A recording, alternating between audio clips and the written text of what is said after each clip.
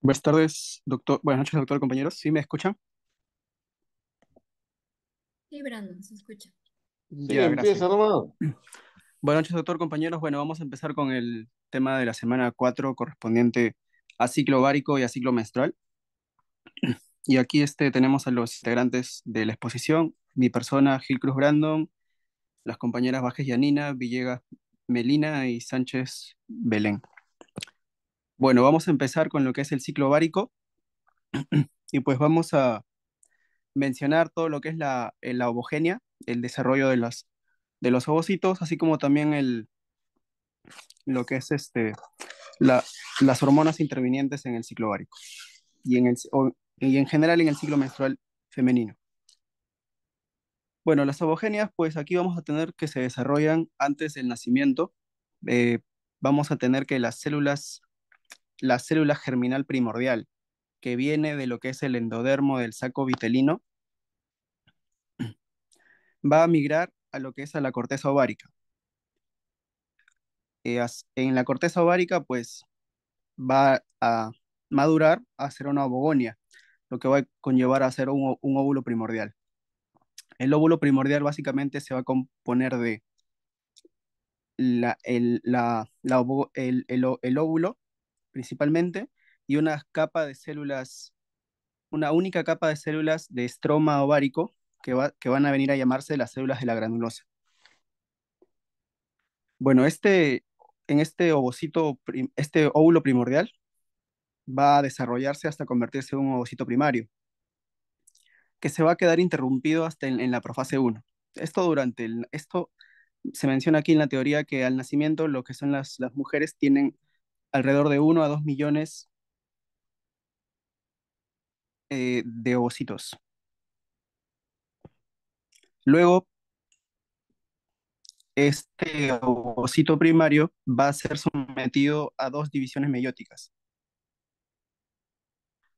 lo que es la meiosis uno, pero y estas divisiones meióticas se van a dar a partir de cada mes después de la pubertad hasta lo que es la menopausia, ¿no? Durante toda la vida reproductiva de la mujer.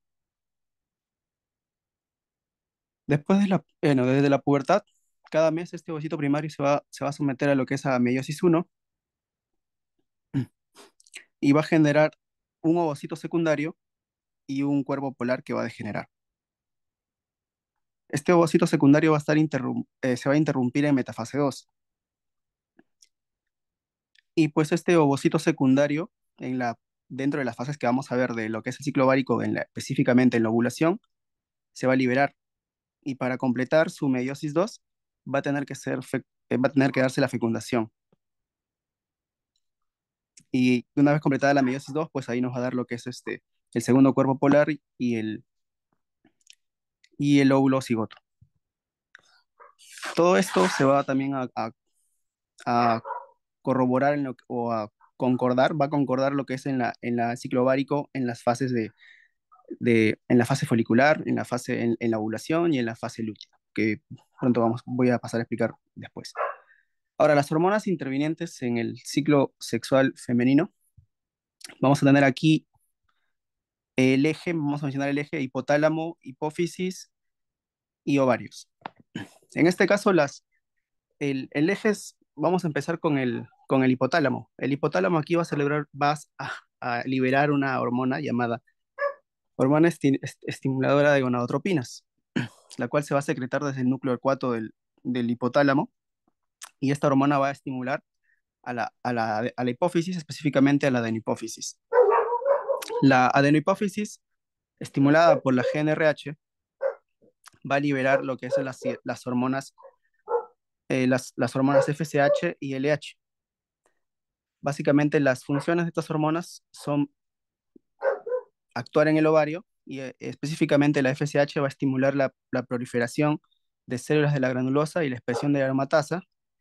En palabras generales, a estimular va a estimular el folículo, y lo que es la hormona luteinizante, a su vez también va a lo que es, debido a altos niveles de estrógeno, va a inducir, este va a llevar a un pico de LH que también va a a mantener el cuerpo lúteo. Ahora, aquí tenemos, bueno, estas hormonas también van a actuar liberadas por la hipófisis, van a actuar en los ovarios, a su vez estimulándolo a secretar,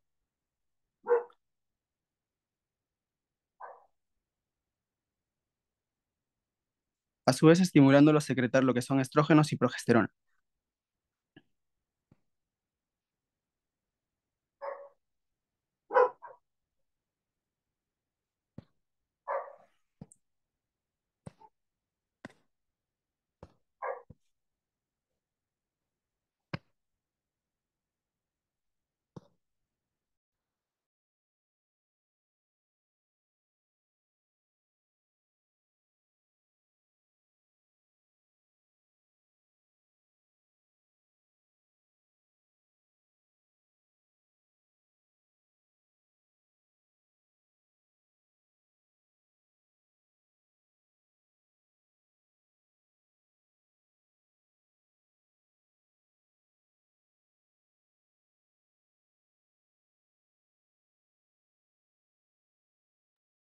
Está muteado tu micrófono. Ya, perdón. Bueno, y ahora sí, continuando con el ciclo ovárico, vamos a tener, o también denominado ciclo sexual mensual femenino o también ciclo menstrual. Aquí vamos a tener básicamente dos funciones, lo cual es primero es la liberación de un óvulo para la fecundación y segundo que es la preparación del endometrio para la implantación del cigoto. El ciclo ovárico va a estar regulado por las hormonas las gonadotropinas, básicamente FSH o LH.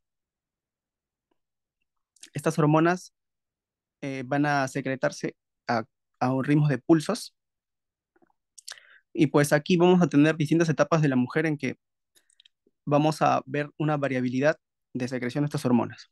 Por ejemplo, en la niñez no hay actividad de estas hormonas, por lo que el ovario se mantiene inactivo. A partir de la pubertad es que se empieza ya es que empieza a aparecer el ciclo menstrual cada mes. Ya a partir de la menarquia ya se considera establecido.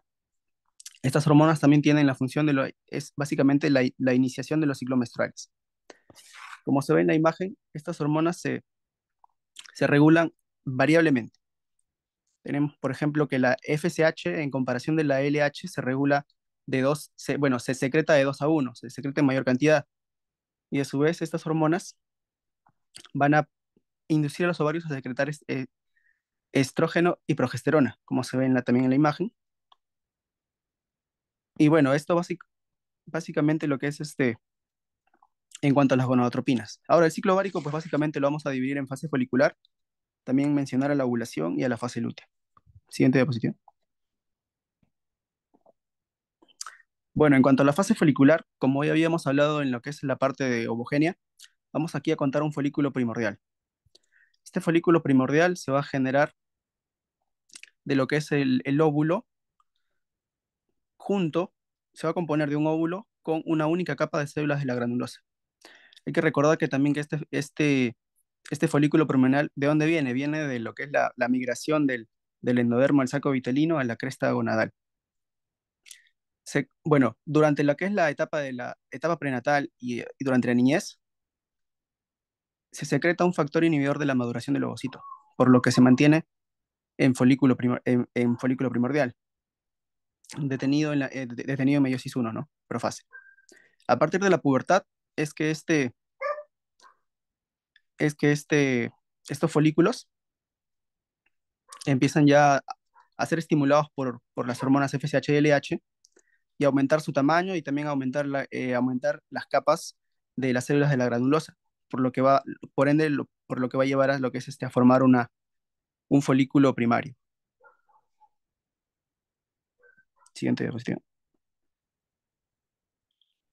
Bueno, a partir de los folículos primarios, que van a ser en un inicio dependientes, van a depender de hormonas paracrinas, es decir, dependen básicamente de hormonas que se secretan localmente, van a aumentar el tamaño del ovocito, van a aumentar lo que es la capa de células granulosas, hasta llegar a un punto que a partir de la pubertad van a depender totalmente de las gonadotropinas, FSH como LH. Aquí básicamente el rol de la FSH es que hace madurar o hace crecer a 6 a 12 folículos por mes. Estos folículos primarios van a desarrollarse o van a crecer hacia folículos centrales y o vesiculares. También en lo que es la segregación de FSH va a conllevar a que las células de la granulosa se diferencien en otro tejido, en otra masa de células, que viene a ser lo que es la teca, la cual la teca se va a dividir en teca externa, que va a ser como un recubrimiento del folículo, y una teca interna, la cual va también a secretar estrógenos y progesterona. Ahora, lo que es las células de la granulosa, a su vez más dependientes ya de FSH, van a secretar lo que es el líquido vesicular o, o el líquido folicular, que va a tener una cantidad abundante de estrógenos. Ahora, en cuanto a estos líquidos vesiculares que se secretan, pues van a formar pequeñas cavidades en lo que es en el folículo. Y estas cavidades se van a llamar lo que son vesículas o antros. Como se ve en la imagen, se puede ver dos antros. Y pues estos ap- como se hacen más dependientes de hormonas FSH como LH, van a aumentar van a aumentar la segregación de estrógenos, y esto va a llevar a un crecimiento acelerado. Básicamente por tres cosas. Porque uno aumenta la producción de estrógenos y también estos estrógenos sensibilizan a lo que es el folículo. ¿De, ¿De qué manera? Aumentan sus receptores de FSH, por lo que el FSH tiene más efecto en el folículo y a su vez produce más estrógenos, generando este círculo. Ahora, en segundo lugar, es que también sensibilizan los receptores de LH. Y en tercer lugar, es por lo que es la teca interna, que también va a producir lo que son estrógenos aparte ya de las células de la granulosa. Siguiente diapositiva. Y pues bueno, estos folículos antrales, estos antros van a derivar, o por así decirlo, se van a unir formando un único antro. Y siguiendo ya lo que es su maduración hacia lo que es un folículo maduro o un folículo grafiano. De aquí, de los 6 a 12 folículos que estimulados por la FSH empiezan su desarrollo, solamente un folículo va a madurar por completo cada mes y los otros 5 u 11 van a sufrir una atresia. Siguiente diapositiva. Ya, bien, continuando con las fases del ciclo ovárico, ahora voy a explicar la fase de la ovulación y la fase lútea. Bien, en lo que es la ovulación de la mujer, tiene un ciclo sexual normal de 28 días. Se produce 14 días después de lo que es el comienzo de la menstruación. Poco tiempo antes de lo que es la ovulación, pues la pared externa del folículo que hace relieve, pues esta se va a hinchar con rapidez. Y una pequeña zona de lo que es el centro de la cápsula folicular, denominada estigma, va a formar como una protuberancia. En los otros 30 minutos más o menos, el líquido folicular comienza a reflejar a través del estigma, y unos 2 minutos más tarde el estigma sufre lo que es una gran ruptura y un líquido más viscoso que ha ocupado pues la porción central del folículo, y este se vierte hacia afuera. Este líquido viscoso va a llevar consigo al óvulo rodeado por una masa de varios miles de células pequeñas de la granulosa, que estos pues básicamente sería ya lo que es la corona radiada. Ahora, el pico de hormona luteinizante es necesario para que se produzca la ovulación, ¿no? La LH, pues, es importante para el crecimiento folicular final y también la ovulación. Sin esta hormona, pues, incluso aunque estén disponibles grandes cantidades de FSH, pues el folículo no va a progresar hasta la etapa de la ovulación, ¿no? Ahora, unos 2 días antes de la ovulación, el ritmo de secreción de LH por la adenohipófisis sufre lo que es un aumento, ¿no? La LH tiene también lo que es el efecto un efecto específico que es de convertir a las células de la granulosa y de la teca en células secretoras, ¿no? Principalmente pues de progesterona. Por tanto, pues el ritmo de secreción de estrógenos va a comenzar a disminuir aproximadamente un día antes de la ovulación, a la vez que empiezan a secretarse cantidades crecientes de lo que es la progesterona. Entonces, aquí se da lo que es el crecimiento rápido, ¿no? del folículo, la disminución de la secreción de estrógeno tras una larga fase de secreción excesiva y el comienzo de la secreción de progesterona en el que va a tener lugar lo que es la ovulación. Siguiente. Bien, en cuanto a lo que es el inicio de la ovulación, tenemos aquí esta primera imagen que muestra el esquema del inicio de la ovulación, ¿no? Teniendo en cuenta pues la función de la gran cantidad de la LH secretada por lo que es la adenopófisis. Esta LH induce lo que es la secreción rápida de las hormonas esteroideas foliculares que contienen progesterona. En pocas horas se producen dos hechos importantes, ambos pues van a ser necesarios para la ovulación, ¿no? El primero, que es la teca externa, este comienza a liberar enzimas proteolíticas de los lisosomas. Estas enzimas disuelven lo que es la pared de la cápsula folicular, debilitándola, ¿no? Causando así lo que es una hinchazón adicional de todo lo que es el folículo y también la degeneración del estigma.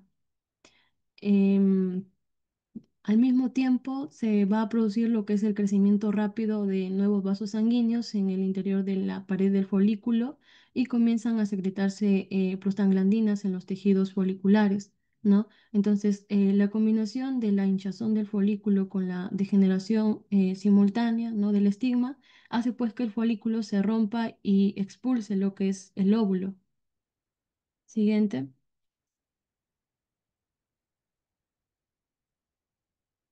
Antes, un antes,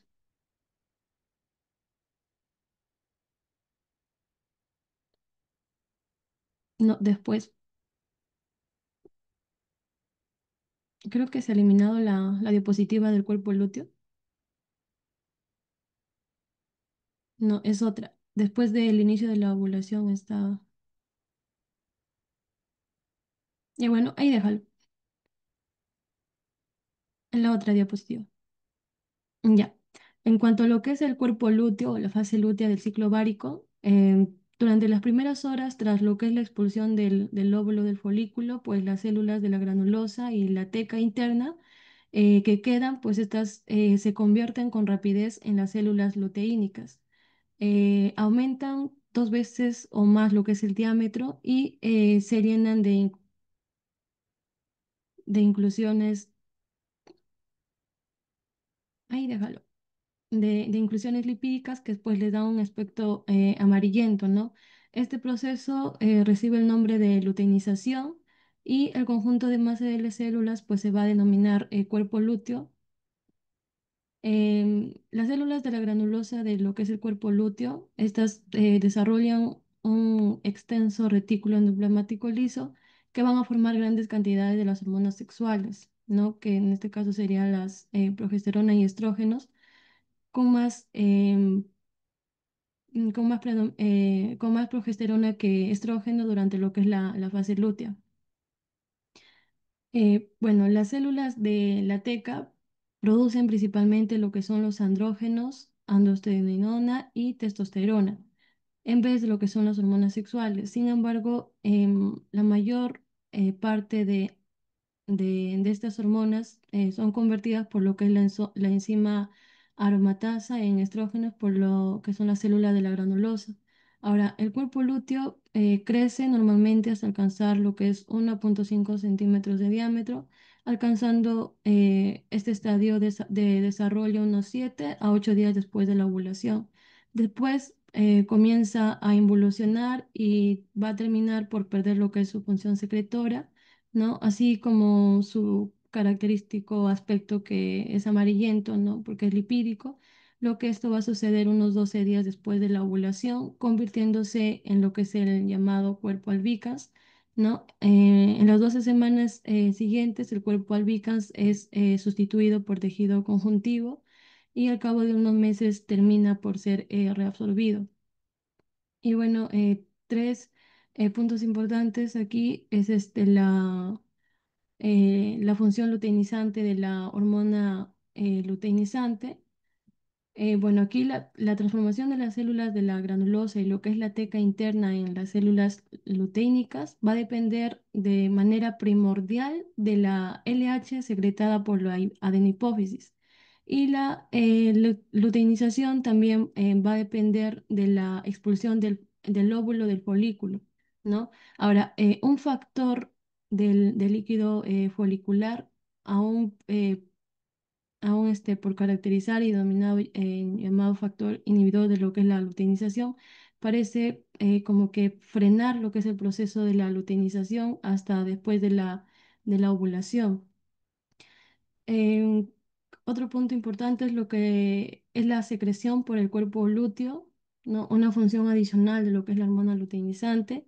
Bueno, aquí el cuerpo lúteo es un órgano que tiene una capacidad secretora y va a producir grandes cantidades de tanto de progesterona como de estrógenos, ¿no? Después que la LH actúa sobre las células de la granulosa y de la teca para inducir la luteinización, las hormonas luteínicas neoformadas, por así decirlo, siguen lo que es una secuencia, ¿no? Primero, lo que es la proliferación, segundo, aumento del tamaño, tercero, la secreción, seguida luego de lo que es la 4 que sería ya la degeneración, ¿no? Todo ello ocurre en unos 12 días. Ahora, en lo que es la involución del cuerpo lúteo y el comienzo del siguiente ciclo ovárico, aquí los estrógenos, en especial, y en lo que es menor grado la progesterona, ¿no? Ambos secretados por lo que es el cuerpo lúteo durante la fase lútea del ciclo ovárico, estos ejercen un efecto de retroalimentación sobre lo que es la adenohipófisis para mantener bajos índices de secreción de FSH y de LH, ¿no? Además, también las células luteínicas secretan pequeñas cantidades de una hormona llamada inhibina. Esta produce las células de Sertolini de los testículos del hombre. Y bueno, esta hormona inhibe lo que es la secreción de la FSH por la adenipófisis y en consecuencia las concentraciones sanguíneas de la FSH y LH van a descender a valores muy bajos y la pérdida de estas hormonas hace que el cuerpo lúteo degenere por completo, ¿no? Este es un proceso denominado llamado involución del cuerpo lúteo. Siguiente.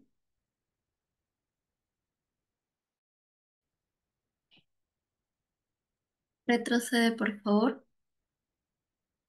Sí, ahí está bien. Continuando, vamos a dar pase ahora a lo que es el ciclo endometrial. Entonces, en resumen, para unir ambas es parte de las dos etapas del ciclo menstrual. Y estos son los cambios regulares en el sistema reproductor femenino, tanto en el ovario, como se ha explicado, y ahora el útero, y van a hacer posible el embarazo o la menstruación.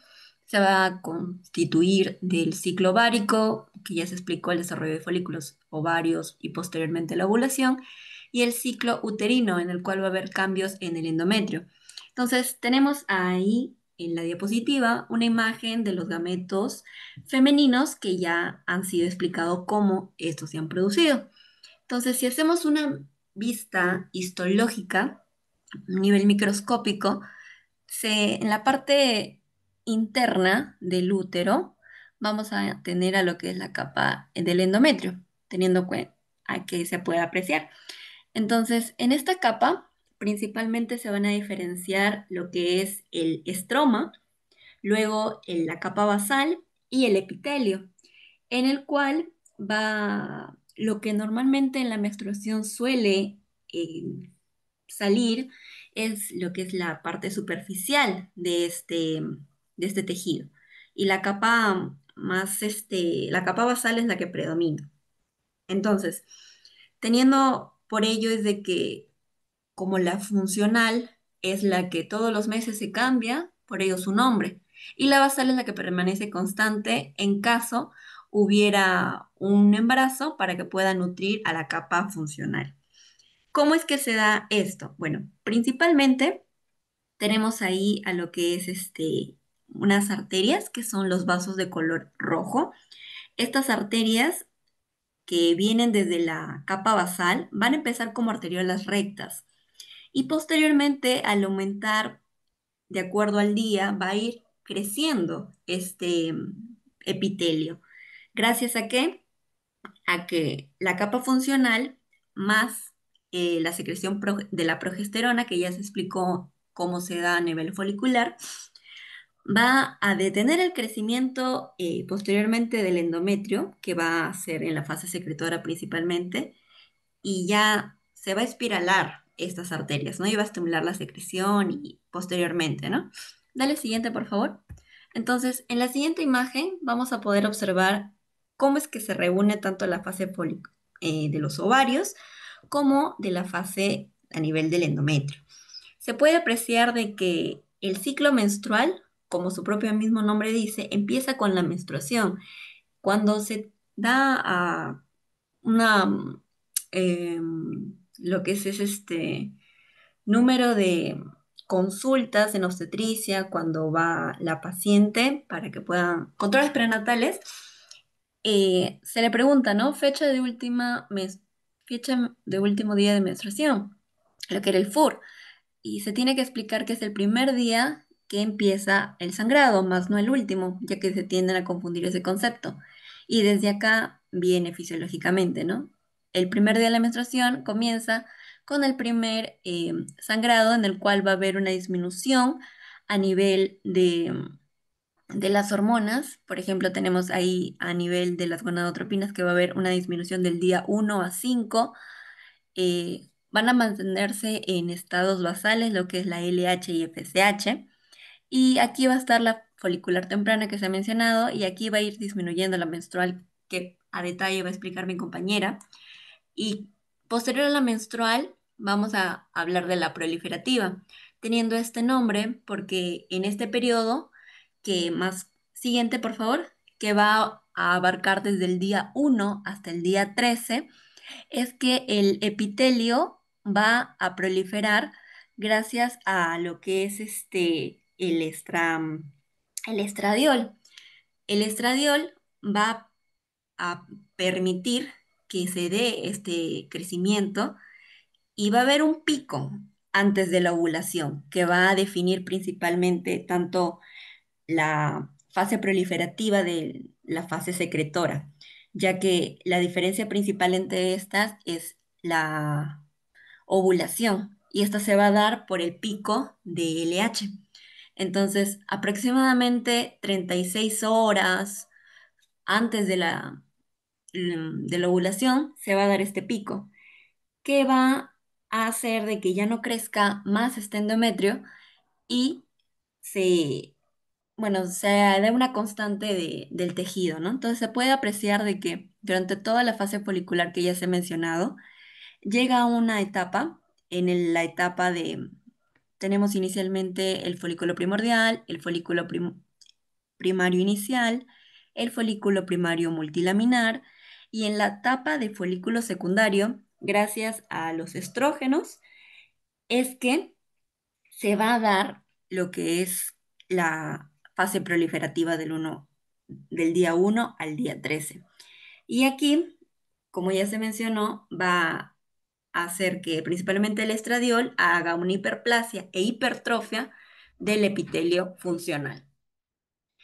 Dale siguiente, por favor. Entonces, el ciclo ovárico, que ya se mencionó junto con el ciclo uterino, se va a definir y en ambos va a concordar lo que es la fase lútea, ¿no? ¿Qué va a ocurrir en esta fase lútea? Pues va a haber la expulsión del cuerpo del óvulo, dando así al cuerpo lúteo. Y aquí va a dejar tanto un cuerpo albicans como un cuerpo lúteo. Ahorita mi compañera va a explicar lo que es la fase secretora, Pero lo que se debe tener en cuenta es de que el ciclo ovárico va a tener la diferencia principal de que va a haber una etapa folicular a nivel microscópico en el ovario hasta llegar a la fase lútea, que es su final. Y el ciclo endometrial o uterino va a comenzar con la fase menstrual, la fase proliferativa y va a continuar con la fase secretora, diferenciándose la proliferativa de la secretora en el día de la ovulación, teniendo concordancia con los picos de LH y FSH, teniendo en cuenta que la hormona LH va a ser mayor en cantidad a la FSH. Dale siguiente, por favor. Otra. Sí, ahí. Gracias. Continuando con la exposición acerca del ciclo endometrial, vamos a hablar ahora acerca de la segunda fase, que es la fase secretora. La fase secretora va a iniciar después de que se ha producido la ovulación, porque como se ve en la imagen, una vez que se produce la ovulación, este folículo da lugar a lo que es un cuerpo lúteo, ¿no? Y el cuerpo lúteo es el encargado de producir dos hormonas principales, que es la progesterona en mayor cantidad, pero también va a producir estrógenos. La progesterona va a ser la encargada de la tumefacción y del desarrollo secretor del endometrio, mientras que en los estrógenos también van a producir una ligera proliferación adicional del endometrio, ¿no? Que seguiría la fase proliferativa, pero esa proliferación es mucho menor, ¿no? Que la fase anterior. La principal hormona que es la progesterona, que va a dar lugar a dos cambios principales en esta fase, porque va a dar lugar a la formación de un endometrio secretor y también a un cambio a nivel de las arterias espirales, como voy a hablar más adelante. Primero, ¿cómo se da esta formación del endometrio secretor, no? Se menciona que para el día 17 eh, el glucógeno que se encuentra a nivel del endometrio va a acumularse en vacuolas subnucleares y va a haber una pseudoestratificación de estas vacuolas a nivel de la base del tejido endometrial. Para el día 18, estas vacuolas se van a mover hacia la porción superior, hacia la porción apical de las células secretoras no ciliadas. Siguiente diapositiva. Para el día 19, estas células secretoras no ciliadas van a secretar glucoproteínas y también mucopolisacáridos hacia la luz uterina, ¿no? Y esto le da esa característica de ser un endometrio secretor, ¿no?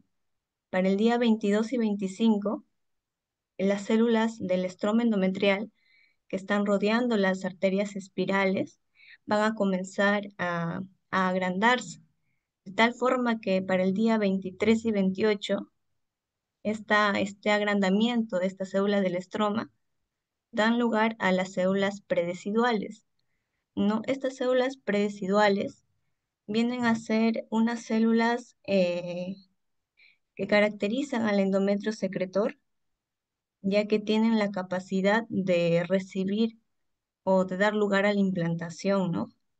Porque una vez que se da la implantación, estas células predesiduales van a dar lugar a la decidua, ¿no? Si es que sucede la implantación.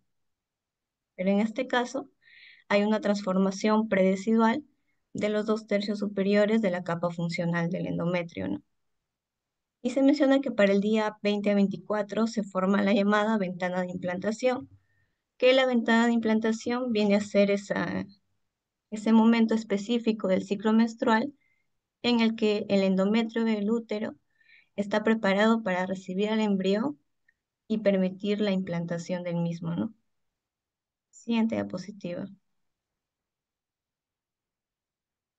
El otro cambio que se producía o que daba lugar a la progesterona era a nivel de las arterias espirales, ya que estas arterias espirales, junto con el endometrio, que también va creciendo, estas arterias también van a ir creciendo, pero en longitud, pero su velocidad de crecimiento es mucho mayor a la del endometrio, por lo que estas arterias se vuelven un poco más enrolladas, ¿no?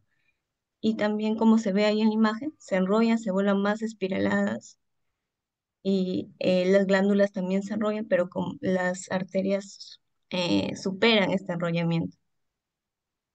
Otro efecto que tiene la progesterona ya a nivel hormonal es que va a convertir el estradiol en estrona, que es una forma de estrógeno más inactiva, ¿no? Que el estradiol, un poco, sí, más inactiva. No, pero este cambio de estradiol a estrona también está mediado por la expresión de la isoforma tipo 2 de una enzima que es la 17 beta hidroxiesteroide deshidrogenasa. Eh, Esta enzima prácticamente tiene esa función, ¿no? De convertir el estradiol en estrona y cuando se expresa, pues produce este cambio. Al final de la fase secretora, el endometrio llegaría a tener un diámetro, perdón, un espesor de 5 a 6 milímetros aproximadamente. Siguiente diapositiva. Ahora, en cuanto a la fase menstrual, que ya sería la última fase del ciclo endometrial, este cuerpo lúteo que se había formado y que estaba secretando progesterona va a involucionar, ¿no? Su involución va a dar lugar a una disminución brusca de las concentraciones de estrógeno y de progesterona. Al disminuir estas hormonas, se produce la menstruación, que consiste en lo siguiente: en la involución del endometrio a un espesor aproximado del 65% del inicial, ¿no? Que era 6 a 5 milímetros. Va a reducir su espesor. Al reducir este espesor del endometrio, las arterias espirales reaccionan de tal manera que aumentan la resistencia al flujo sanguíneo, ¿no? Produciendo un vasoespasmo. Sin embargo, este vasoespasmo no solamente se produce como resultado de la disminución del espesor del endometrio, sino también porque al disminuir la progesterona, también aumenta la expresión de la ciclooxigenasa 2, lo que lleva a la expresión de la prostaglandina F2 alfa, que también contribuye a lo que es el vasoespasmo. Este vasoespasmo finalmente llevaría a que haya una hipoxia endometrial, produciendo éstasis, isquemia endometrial y la degeneración del tejido, ¿no? Siguiente diapositiva.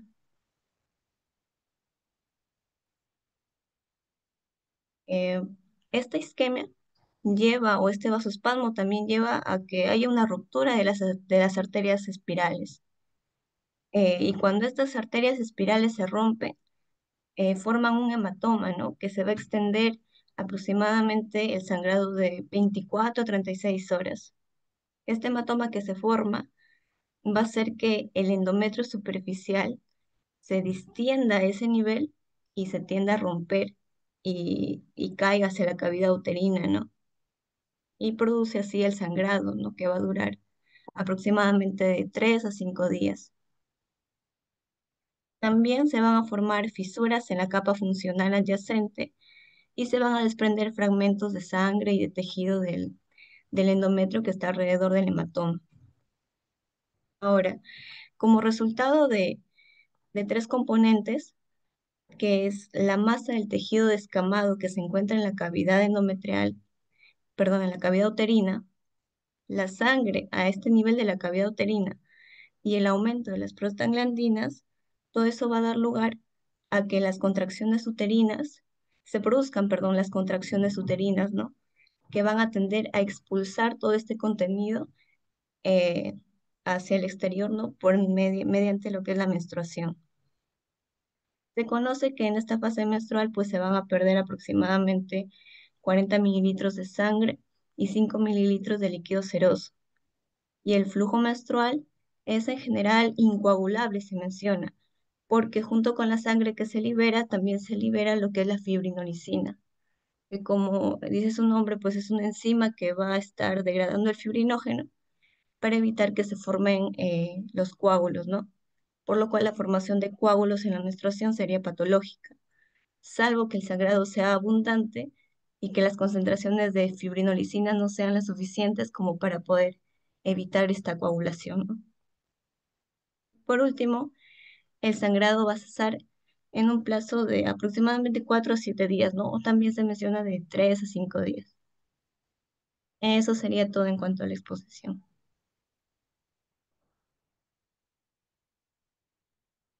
Gracias. Bien, esa es toda la presentación, ¿no? Melina, Sí, doctor. ya, habría que precisar algunas cosas. En primer lugar, algunas preguntas.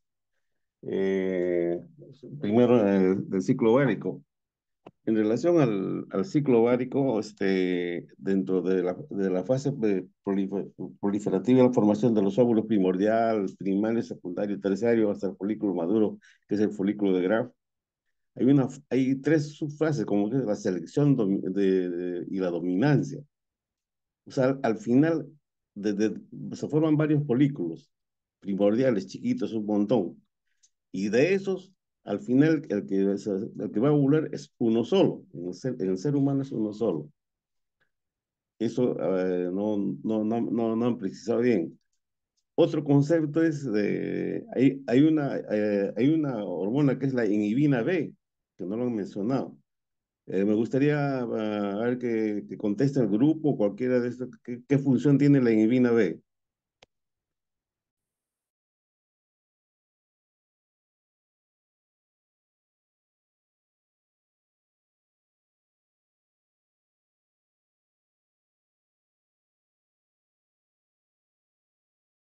Doctor, ¿me escucha?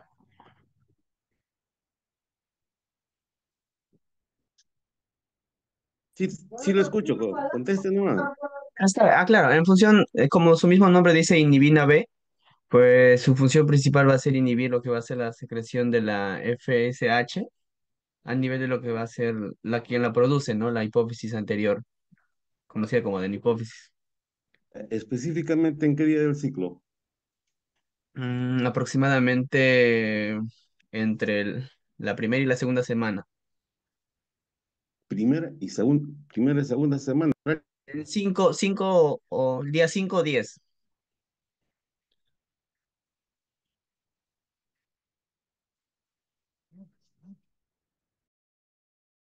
Eso había que precisar.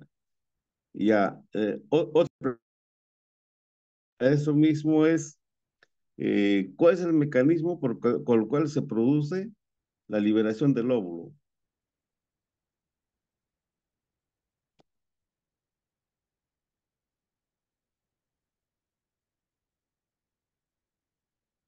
¿Podría contestar cualquiera del grupo?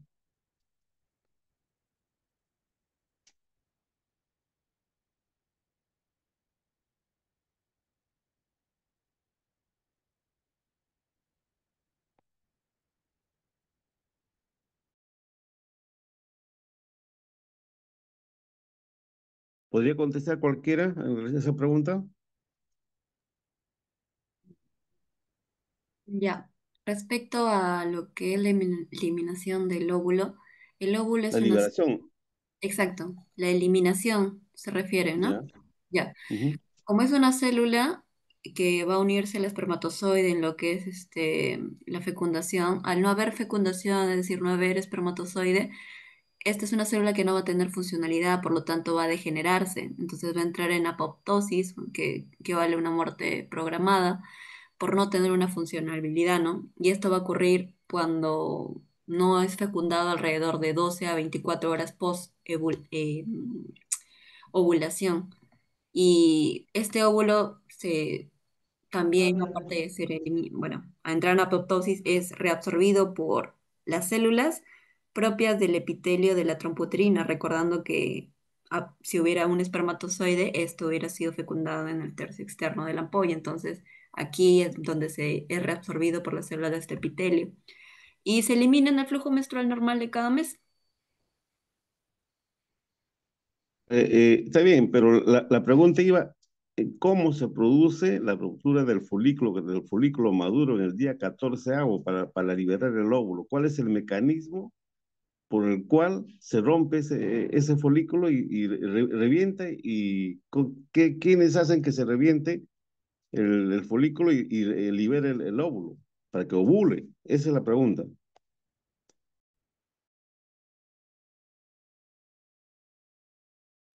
Doctor, tengo entendido que un mecanismo es el aumento de la presión intrafolicular.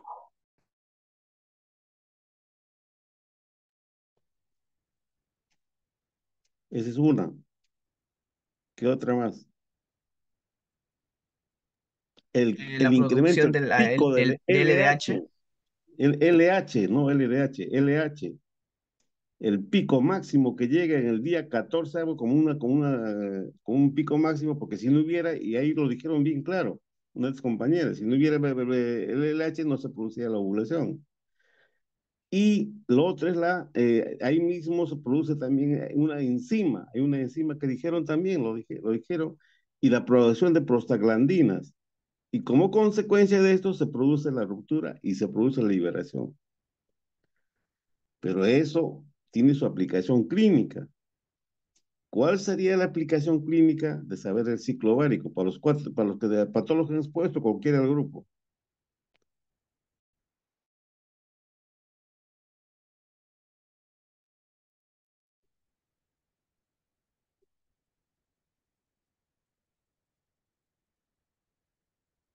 Contesten nomás cualquiera de ustedes. ¿Cuál es la aplicación clínica de saber el ciclo ovárico y la ovulación y todo lo demás? ¿Qué utilidad práctica? Ya que esta es la Bueno, primera parte de lo que más adelante van a ser las eh, diferentes patologías. Saber la fisiología es, principalmente se puede usar para como método anticonceptivo, ¿no? El método de la regla.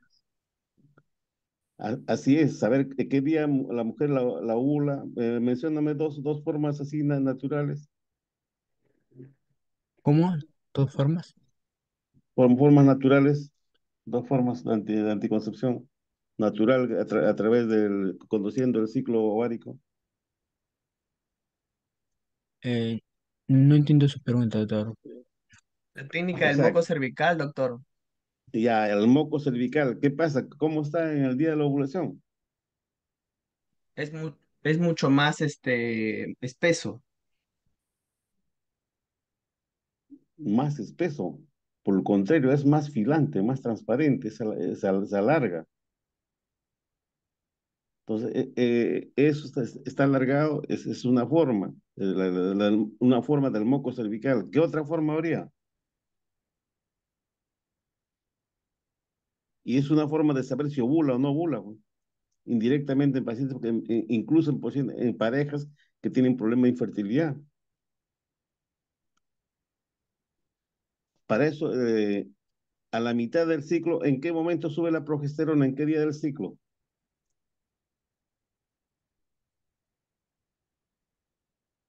Sube más o menos el día 14 o más o menos medio grado. Entonces, en la fase estrogénica, la temperatura está normal, 36 puntos, y el día 14 aguas sube la temperatura. Entonces, una forma mujeres que no tienen dificultad para estar embarazadas o forma de cuidarse, es eso, ¿no? Entonces, el pico. Entonces, si se incrementa la temperatura, esa mujer en ese día probablemente ya esté ovulando. Entonces, que tenga relaciones para que tenga hijo o que no tenga relaciones para no tener hijo. Esa es una de las utilidades prácticas de saber el ciclo ovárico y a la vez también explicar, como se va a hacer en la clase, la fisiopatología, el mecanismo por el cual, cómo actúan los diferentes anticonceptivos hormonales combinados o progestágenos solos para inhibir la ovulación. O sea, para problemas que tienen infertilidad, para pacientes que tienen ciclos anovulatorios. Y es más, en la primera fase folicular se puede hacer en aquellas mujeres en aquellas mujeres premenopáusicas o mujeres ya añosas que quieren tener hijos, tienen dificultad para salir embarazadas. Una forma es a través de una ecografía transvaginal se puede hacer el recuento folicular. Es una de las formas. ¿Ok? Ahora, vayamos ya para no cansarles mucho, vayamos al ciclo endometrial. ¿Cuál es la utilidad clínica? Es la utilidad clínica del ciclo endometrial, de saber el ciclo endometrial.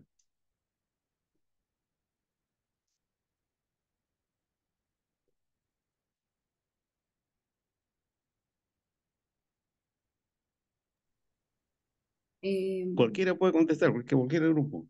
Podría ser para ver el ciclo normal de una menstruación para ver, o sea, en una mujer regular se aproxima que sea 28 y si es que no habría menstruación, como se llamaría amenorrea o tal vez hipermenorrea cuando sangra mucho o dismenorrea que pueda tener dolor en la menstruación. Alteración más que todo en el ciclo menstrual. Ya, sí, sí, más o menos por ahí va orientado. O sea, el concepto es, te va a permitir saber la frecuencia, la duración, ¿ya? La frecuencia, la duración, la cantidad.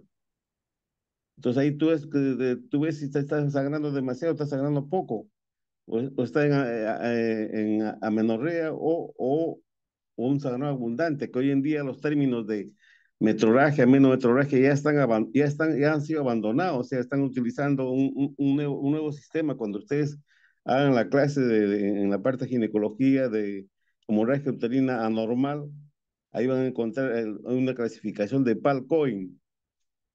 ¿Ya? Ahí van a revisar probablemente las diferentes patologías que condicionan esto, entonces esas alteraciones, entonces saber la cantidad, cuánto es la cantidad normal, cuántos días normalmente menstrua una mujer, entonces ahí sabrá amenorrea o polimenorrea, etcétera. Entonces esos conceptos, para eso el conocimiento. Otro concepto que ustedes han dicho, la línea endometrial más o menos en la segunda fase, en la fase secretora, el endometrio es más o menos 4 milímetros. ¿Hasta cuántos milímetros es lo normal? ¿Y cómo se puede determinar?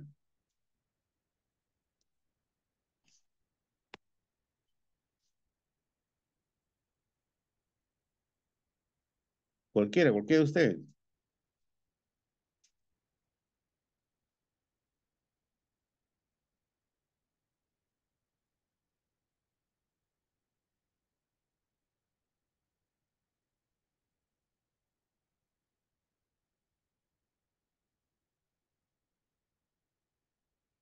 Bien, una forma de determinar el grosor del endometrio es a través de una ecografía transvaginal. Se habla de un endometrio engrosado en las mujeres premenopáusicas o posmenopáusicas, va a depender de las posmenopáusicas. Hay diferentes los tamaños. Se habla de endometrio engrosado en una mujer antes de la menopausia en mujeres en edad reproductiva, hasta 15 milímetros es lo normal, que es lo que se ve en la fase secretora.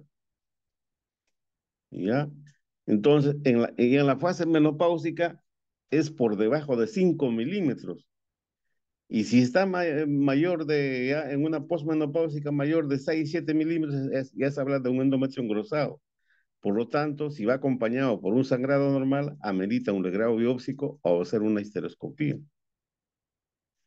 Esa es una de las utilidades clínicas de saber el conocimiento de eso y ver las irregularidades menstruales para ver de esta manera, dar tratamientos o tratar de buscar las causas. Puede estar relacionada con algunas, no solamente con problemas de tipo endocrinológico también. Por ejemplo, el hipotiroidismo te puede llevar a una oligomenorrea o a una menorrea, etcétera. Entonces, para eso sirven esas cosas, la parte clínica. Entonces ya esto lo que tienen que hacer es, ¿cómo se llama? Revisar un poco más, ya probablemente en el transcurso de los temas que van a dar ya en los siguientes, el próximo mes, en julio, que es la parte que se va a dar más sobre patología ginecológica, ahí pero probablemente estén profundizando un poco más esas áreas. Y prácticamente han hecho una revisión, si bien es cierto, un poco bien resumida, pero un poco clara. Entonces, para que tengan una idea. Entonces, eso van a ir profundizando con cada uno con su tutor en el transcurso de la semana en las prácticas. Muy bien, eso sería todo por hoy y cada uno ya con su jefe de práctica y ya tendrán que profundizar, hacer una revisión de revistas, etcétera. ¿Ok?